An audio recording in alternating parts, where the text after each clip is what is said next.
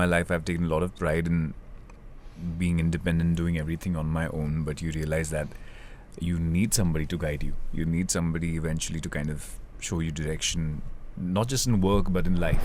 What do you think of the new crop? What do you think of Taylor Swift and Sabrina Carpenter, for example? I am a new Swiftie in town, I would say. Join the boat. I am not just a fan of her music, which I am, because I'm just going through how personal her lyrics are, how simple the melodies are, but also the kind of ecosystem that she's made for herself. At some point I've also thought of starting probably something of my own, which could be a brand, which could be an app, all of us have thought about these things, and there's a lot of awareness because of shows like Shark Tank and this sudden surge of startups, and also how the taxation system has made it easier for new businesses and startups. All right, just before Gandhi Jayanti, on the 1st of October, a very important show releases on Sony Live. It's a series called 13th. Why it's important is because the 2nd of October is the birthday of the father of the nation. And in a lot of ways, he was a mentor and he taught us so many things. And he was a teacher to the entire nation. And I think a wonderful OTT series that pays homage to everything that he's done for us is The Need of the Hour. It stars Gagan Devriyar and Paresh Pahuja in strategic lead roles. And Paresh is here with me, and we're going to talk about that particular show and hopefully get a bit of his music in. How are you? Singer-songwriter, actor, all-round good man. How are you, man? Good, Hrishi. Thank you. I coming as it does after Bandish Bandits and after a very successful 6-city tour, 13th, I imagine, shows a completely different side of you that people have not seen before. Mm-hmm. It's a transition from the student you to the working professional you. It's a transition from the adolescent you, because it starts off by showing you somewhere out of the 12th standard, and it goes on to you becoming one of the nation's foremost venture capitalists who obviously has a rethink. So talk about how different it is from whatever you've done recently. Right. I was looking for a story about a mentor-mentee for the longest time. Some of my favorite films are Good Will Hunting, Dead Poets Society, Whiplash, and this script came to me right after Bandish, and this felt like just the right thing to do. Also, just this, I think you don't choose a script, it chooses you. Well said. And the importance of having a guru or a mentor in life, I think this lesson is something that I needed to learn this year and last year, because Bandish also had a similar arc about gurus, and all my life I've taken a lot of pride in being independent, doing everything on my own, but you realize that you need somebody to guide you. You need somebody eventually to kind of show you direction, not just in work but in life, and this just felt like the right thing. Okay, for everybody who's living under a rock or doesn't know, let's give them the benefit of the doubt. Explain what 13th means in IIT JEE lingo, Paresh. 13th, even I didn't know. That was the first question I asked my makers. 13th is right after 12th. It's a second chance. People who don't crack the exam in the first go, they appear again. They prepare the whole year, and that year is called 13th. 13th also happens to be considered an unlucky number in most cultures. Like, a lot of hotels don't have a 13th floor, elevators don't have the 13th number in them. And there's a parallel to this. Like, even people who are preparing, they didn't crack it for the first time. They also kind of somewhere believe that maybe they are not lucky. And this is a show about second chances in life. Yeah, and I think it's also interesting because when you finish your 12th standard, they normally say you get into FYJC, which is your first year of junior college, or FY as it's referred to in other parts of the country. Nobody says year 13. Right. And technically year 13 is your dropout year. Dropout year, that's the word I was looking for, yes. But I like that the makers have also given it a suffix. Right. Like Sanjay Leela Bhansali films always have, dash and dash. Yeah. Or Mr. Deol had this movie called Gadar Ek Prem Katha. Dog the So Fire. it's 13. So it's 13th and? What is it? Some lessons aren't taught in classrooms. That's actually quite nice. 13th, some lessons aren't taught in the classroom. In the classroom. Which I think is a very interesting thing, and we'll come to that. But before that, what really interested me about this character is a very socio-cultural kind of thing. Boys who come from privilege, who are born with a lot of money, and then they end up making more money as venture capitalists. For them, it is far easier to give everything up and say, hello, I'm going to go back and quench the hunger in my soul. Right. Because that's what this story is all about. It's not a spoiler because, the trailer says that. Right. A boy who doesn't come from privilege, he is, what's his surname, Ritesh Jha? No? Ritesh Jha, yeah. Ritesh Jha from Bhilai, small town. Wow. Father is a teacher, a mathematics professor. Makes it big, gets a lot of money. Right. And that, I would imagine, is something that you want to desperately hold on to. Very few people who don't come from privilege are able to give up money. Did you ever think of that? Because it's a very interesting thing that this boy obviously had a deeper calling. First of all, what a beautiful insight. I don't think I consciously thought about it, but there are lots of similarities between Ritesh and myself, and that's the first thing we do. When we get a script, you kind of find similarities. And I think no amount of money and materialistic success can give you meaning. I'm saying all of that is important, but eventually all of us have this one question: what is the meaning of life? Why am I here? And all of us find it in different ways. Some of us find it in service. Some of us find it in traveling. Or I don't know. Everybody is looking for a meaning in their own ways, and I think that's what Ritesh is also trying to do through this journey. Once he has achieved it all that he thought would make him happy, कि यहाँ पहुँच गया तो खुशी मिलेगी, ये गाड़ी ली तो खुशी मिलेगी, ये घर लिया तो खुशी मिलेगी, and you realize life is about something else maybe along with all of these things, and that's the journey. That's the journey of looking for something bigger than yourself. I also find it interesting that on the side periphery of it, it is about the startup business. Enough has been said about unicorns. Enough has been said about how people, small firms, IIT graduates, IIM graduates, out of B school, suddenly overnight get valued. Yeah. And, millions are thrown at them, and most of them just fall by the wayside. Right. And I think that the series addresses a very important thing, which is what happens to all the employees who get hired because of the VC pouring in more money, and what happens when they lose jobs. What happens to the Aam Aadmi who gets caught into this whole cycle because the investors make the money. Sure. And often, more than not, the guys who are asking for investments also make money. Yeah. And they exit. Yeah. So are you interested in that?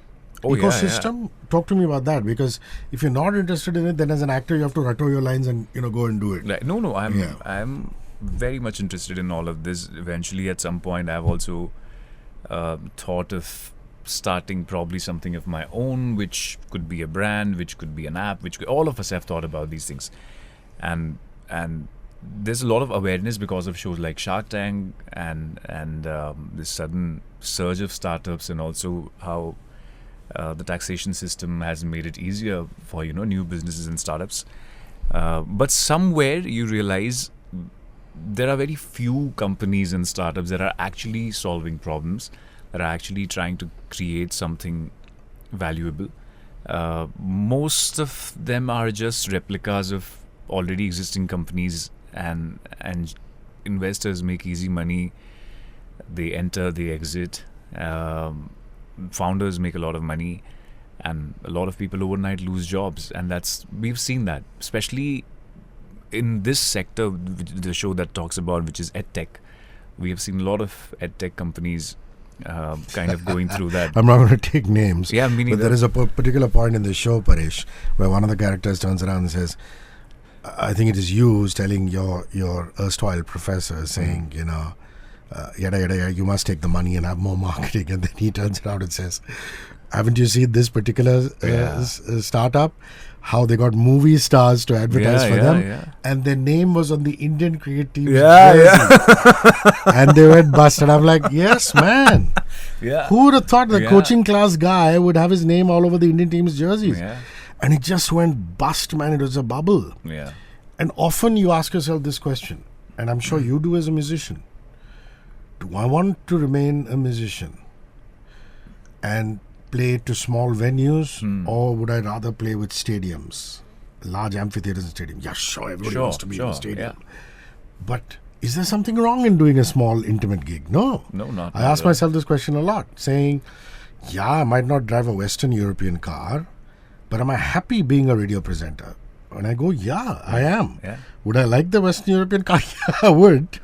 But there's great peace in finding joy in the small things. Absolutely. I think it's all about the small things, and that's been the biggest shift in me personally, in my approach, because as long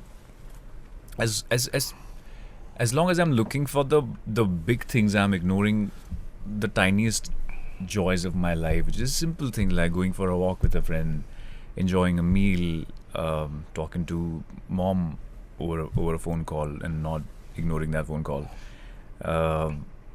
It's in the small things. It's always in the small things. And speaking of smaller venues, that was my first tour. It was not massive stadiums, which I also want to do eventually. Maintaining the same intimacy, the same joy of human connection, people coming and celebrating together. But both are fine. Like, just have to find your grounding and center in whatever you do, and the size of these things don't really matter after a point. Yeah, for those of you who've just tuned in late or are watching us down the quarterway mark, halfway mark, Paresh Pahuja stars in 13th. It's on Sony Live 1st of October. Please go stream it. Very, very sensitive, thought-provoking show. I want to know about the makers. I mean, these are guys obviously who have deep insights into coaching classes, into the edtech ecosystem. Into how quota or classes like that work. And by quota, I don't mean QUOTA. I mean quota, the place. And much has been said about it. But you want to give a disclaimer that it's not really about the quota academies, which many shows have been made about. But tell me about the makers. Makers are Abhishek Dhandaria, who's a producer, showrunner, and he is an IITian himself. He has spent a lot of time in Kota and at IIT. And Samir, who's a writer, Samir Mishra, he is also an IITian.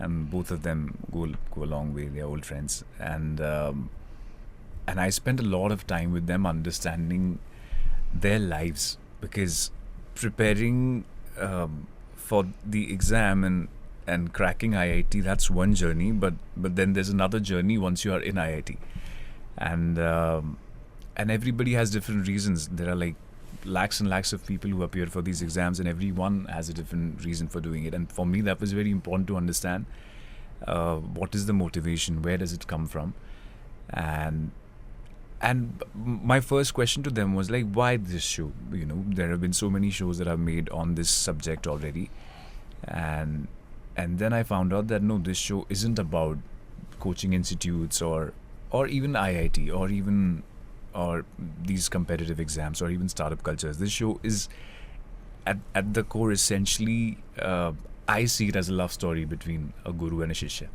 which holds so much importance in our culture from the beginning. And yeah, it's a and in a lot of ways it talks about the world that we've become right now, which is a very capitalistic, profit-centered world. Right. But if you ask our fathers and grandfathers, they will tell you of more simpler times.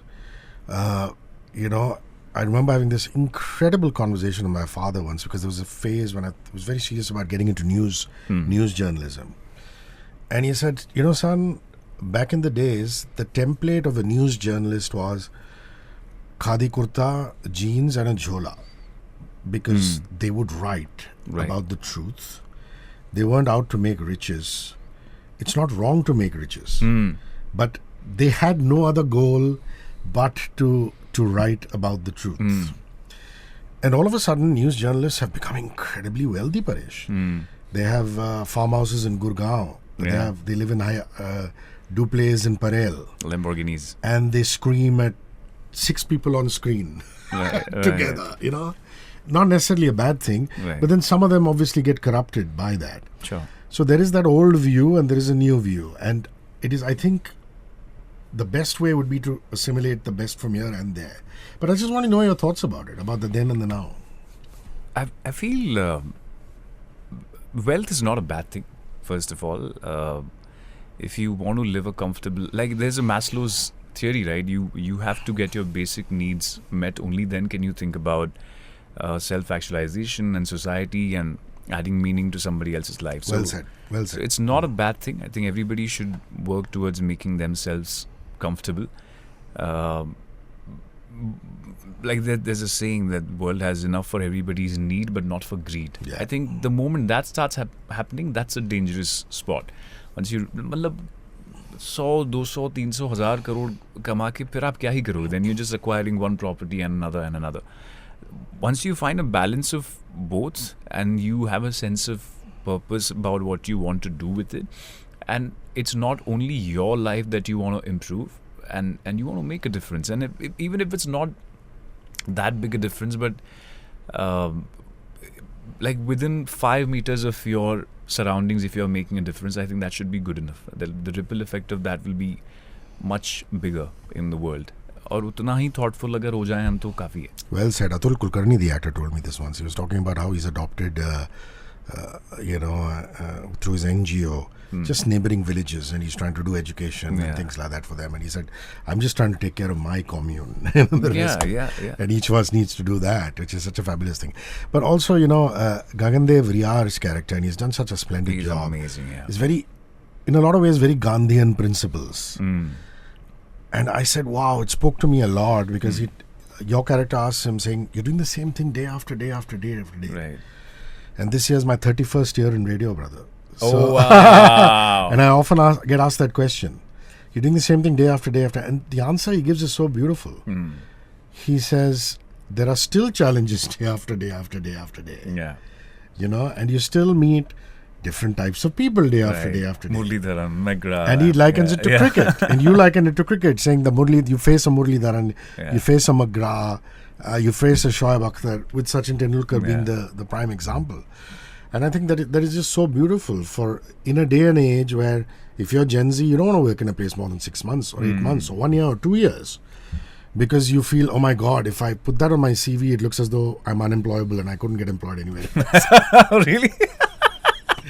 So I'm going, there's some merit in how our forefathers would just hang on and be loyal to a 40 place. years. Yeah, absolutely. So, it's a beautiful show. There's no doubt about it.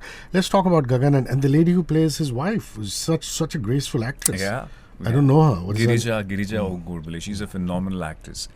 You have to see her on stage. Does she do Marathi theatre or Hindi theatre? Hindi, Marathi, all of it. Gagan I've seen on stage. He's He's explosive. He's brilliant. And so is Girija. She's just so good. She sings, she acts.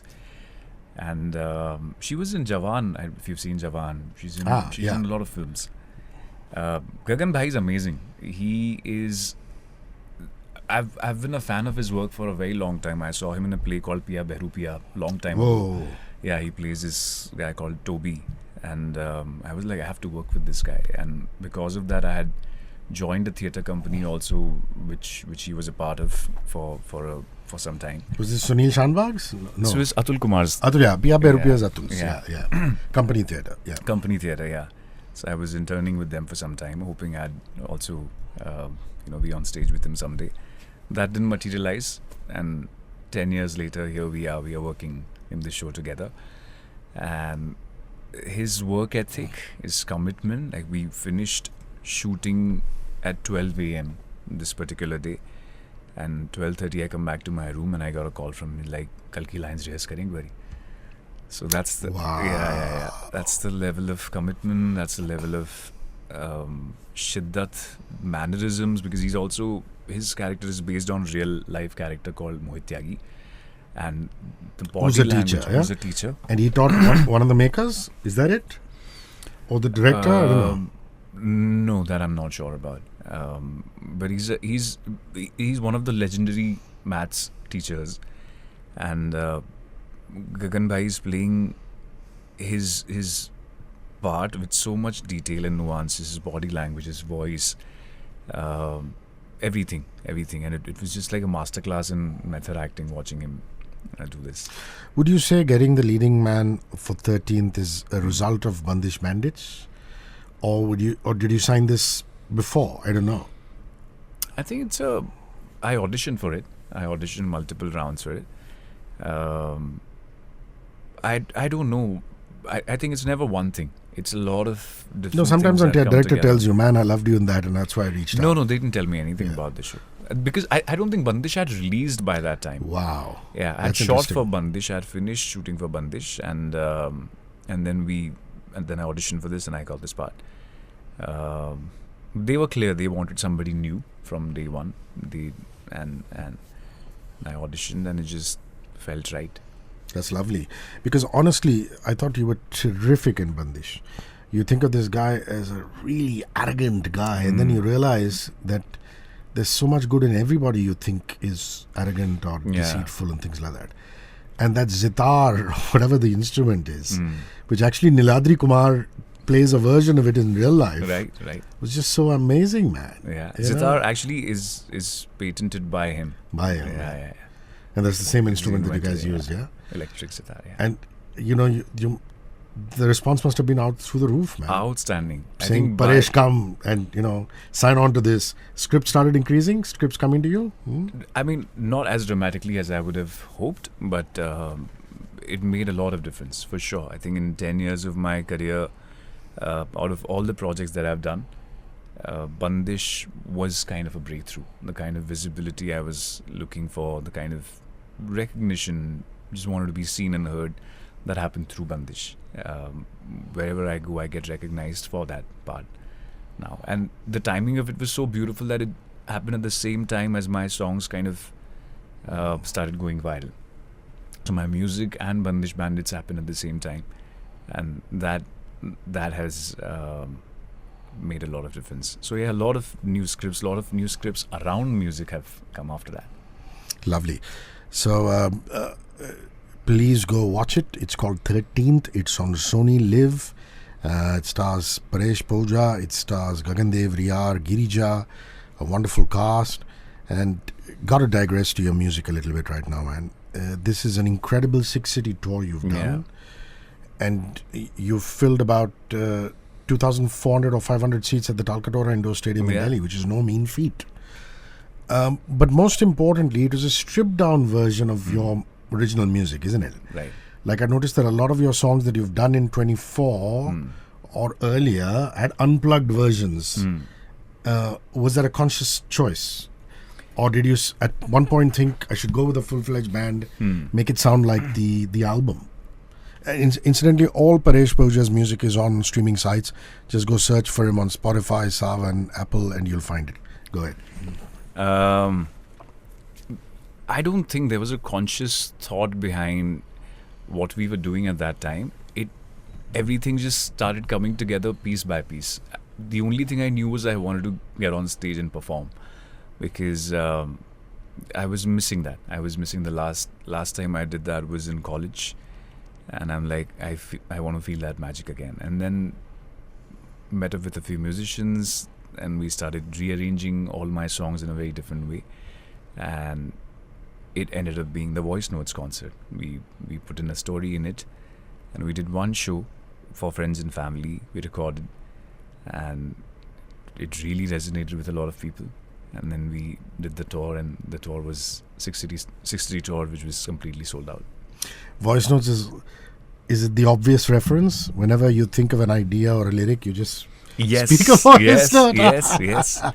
Yes. And not just that, but also it's an important part of who I am. That's how I like to communicate, and that's how I used to communicate with a particular person that the story is based around. It's a love story. So Voice Notes was our way of communicating. Yeah. And I have to tell you that there is a song of yours called Mascara, and you've done the unplugged version of it. I was listening to it last night actually because I knew you were coming in. Such a beautiful melody, man. And I think it's a very unique choice of lyric. Oh yeah, that's why. Does it have something? Does it have something to do with your life, or is it just purely Vayu's life? Oh, Vayu, and I mean, it connected right away the moment he said Actually, it Mascara. connects with anybody. Yeah. Vayu is known for coming with these beautiful, unique words and song ideas, and they stick. The stickability of Vayu's songs is something else, and really resonates. Mascara, his thought behind Mascara was that Mascara, if you say eyes are the window to the soul, then Mascara is the closest thing you put to that window. True. And mujhko bana lo na tumhara mascara yara. Yeah, that's why it's simple and really effective. And I really like the melody in Kari Kari. Yeah. It's a very, very melodious song. And Yeah. Paresh and myself were having this conversation just before I came in. For those of you listening to us in pure audio, he looked at my Beatles t-shirt and went, whoa. Turns out the man is a Beatles fan, and he was giving me lots of stories about the Beatles. But ultimately it's about the melody, isn't it? I mean, no It is. disrespect to the hip-hop guys and their Yeah. rhythm, but a lot of the Indian soul and us as Indians, we react to melody first. Right. And then, of course, over the sands of time, you look at the work of Ustad Allah Rakha, and you look at the work of Zakir Bhai, and in the modern era, Shivmani, Tawfiq Bhai, and you realize percussions, Vikku Vinayagaram sir, you realize the importance of percussion, Sure. but at heart we are melody people. No, absolutely. Because also, like how we test a song is we test it without any instrument, and if it sticks, That's interesting. if So it's- Kari Kari was tested like that. yeah. If it sticks, I mean, if I'm humming it the next day, then that's the song. And also melody, because it's a lot more universal than words, because anybody can hum it anywhere in the world. Like Duro Duro chorus melody, we do shows wherever we do. Even if people don't speak Hindi, Punjabi there, but the chorus melody This is your first song, isn't it? Yeah. Yeah. And the chorus is sung by everyone. So we are, emotion is melody for me and for a lot of people. So there were two shows in Bombay. Yeah. There was one in Delhi. Name the other cities, please. We had Bangalore, we had Ahmedabad, and Chandigarh was the first one. Where were the most sing-along vibes? Like, which is the place that sang out your songs? Which is the most amazing thing for a musician, isn't it? It's the most beautiful feeling in the world. I couldn't stop myself from tearing up in the Bombay show, the last one, because all my friends were sitting in the audience, and it was the last show. So when people started singing that part, I just couldn't stop myself. I was crying. Like, this is something that starts in your bedroom at 3 a.m. Yeah.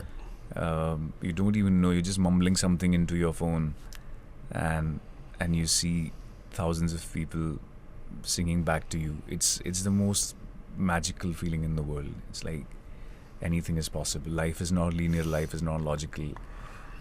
Anything can happen at any time. And I know you're a massive Coldplay fan, but other than Coldplay, are there bands you're really tripping on? I love a lot of Indian artists. I love Arijit Singh. I love Peter Cat Recording Company. They're lovely. Yeah, they're so good. They're just lovely. I mean, Yeah. some of their arrangements are just so cool. Really good. Really good. And there is a certain grain and texture to everything they do. John Mayer, of course. Lot of people. I mean, Surprisingly, I was just having this conversation with somebody else the other day, and I said, One Direction's biggest USP was again the fact that Simon Cowell put them together. Yeah. And Simon has such a wonderful understanding of the arrangement and the composition and the melody of it, that all those boys solo. You look at Harry Styles' solo music. Yeah. Earworms. So good. Yeah. Liam's and Zayn's. All of them. Niles. Yeah. And they're doing traditional rock lovers will say, hey, come on, I grew up with Metallica, so how can I listen to this? But music must be appreciated. All forms of music must be appreciated. As much as we appreciate a Metallica. What do you think of the new crop? What do you think of Taylor Swift and Sabrina Carpenter, for example? I am a new Swiftie in town, I would say. Join the boat. I am not just a fan of her music, which I am, because I'm just going through how personal her lyrics are, how simple the melodies are. but also the kind of ecosystem that she's made for herself, and the examples that she's set for all the artists, like how she bought back her masters recently. Just highlighting the fact that you control your own legacy, and nobody tells you how you should be remembered or how your sound should be.